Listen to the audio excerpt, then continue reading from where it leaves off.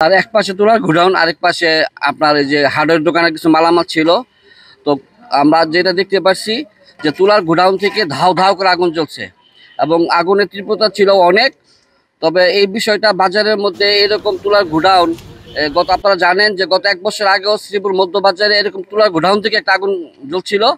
ওখানে প্রায় 8-10টা দোকান ক্ষয়ক্ষতি হয়েছিল, মারাত্মক ক্ষতি হয়েছে।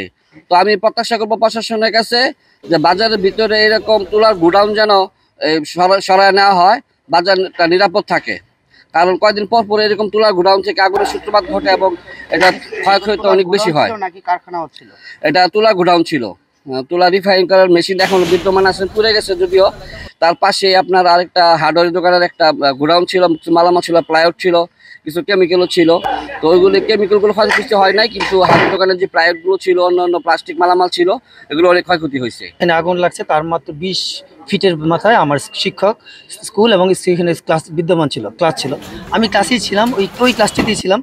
আমার মনে হয়েছে যে এখানে তুলার গোডাউন যে মেশিনটা রানিং ছিল, ওই মেশিনের বিদ্যুৎ শর্ট সার্কিট থেকে আমার মনে হয়েছে এরকমটা।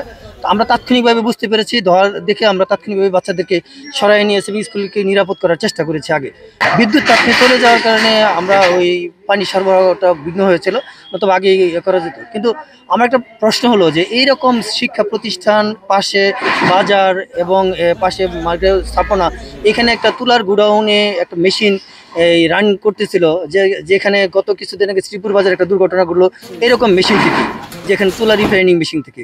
এটা আসলে দুঃখজনক, প্রশাসনে এটা দেখা উচিত ছিল।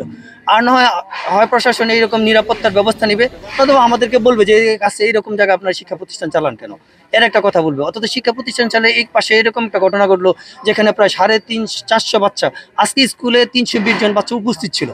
এটা ঝুঁকিতে ছিলাম আমরা। আসলে এটা রিস্কি। আমি প্রশাসনের দৃষ্টি আকর্ষণ করছি আপনাদের মাধ্যমে, যাতে তারা অদূর ভবিষ্যতে ব্যবস্থাগুলো গ্রহণ করে এবং যে ঘটনাটা ঘটেছে এটা সুস্থ তদন্ত করে যেন তুলার গোডাউনগুলো অন্তত বাজার থেকে দূরে রাখে। হ্যাঁ, আমার গোডাউন ছিল। আশেপাশে দোকানদার আমাদেরকে সহযোগিতা করছে। তারপরে টাঙ্কিতে পানি ছিল, বাইরের মোটর থেকে পানি আনছি। তারপরে নিজস্ব লোকজন ছিল, বাজারে ব্যবসায়ী বাইরে ছিল, আমান ভাই ছিল। আমান ভাইয়ের ভূমিকাতেই সকলে একত্রিত হয়ে আগুন নিবানোর চেষ্টা করছে। আপনার কি পরিমাণে ক্ষয়ক্ষতি হয়েছে? আমার 4-5 লাখ টাকা ক্ষয়ক্ষতি হয়েছে। বাজারের ভিতরে এরকম একটি ঝুঁকিপূর্ণ জায়গার মধ্যে আপনার ঝুঁকিপূর্ণ একটি ব্যবসা, এটা আপনাকে আগে খেয়াল করবেন না যে এই জায়গাটার মধ্যে ব্যবসা করতে গেলে? না, এটা তো আসলে বাজারের ভিতরে ব্যবসা তো বাজারে করতে হইব, কিন্তু তুলার গোডাউন থাকাতে আমাদের আগুনের সূত্রপাত। তুলার গোডাউন থেকে আগুনটা সূত্রপাত হয়েছে, তুলা না থাকলে এই আগুন হইতো না। না, এরকম জায়গার মধ্যে তুলার গোডাউনটা ঠিক না। আজকে যে দুর্ঘটনা ঘটছে তুলা থেকেই ঘটছে, এসে বড় দুর্ঘটনা ঘটতে পারতো। আজকে যে জিনিসটা মানুষ, এলাকার এই দোকানদাররা, আশপাশের মানুষ যে পরিমাণ সহযোগিতা করছে, এটা আল্লাহ ছাড়া আর কেউ বলতে পারবে না। কারণ এত বড় দুর্ঘটনা, যেটা অনেক বড় দুর্ঘটনা, আর এর চেয়ে বড় ছিল, দাম ছিল, স্পিডের বিভিন্ন কিছু ছিল, হার্ডওয়ারি মাল ছিল, এগুলোর জন্য যে কি ভয়াবহ ঘটনা ঘটছে, আল্লাহ রক্ষা করছে।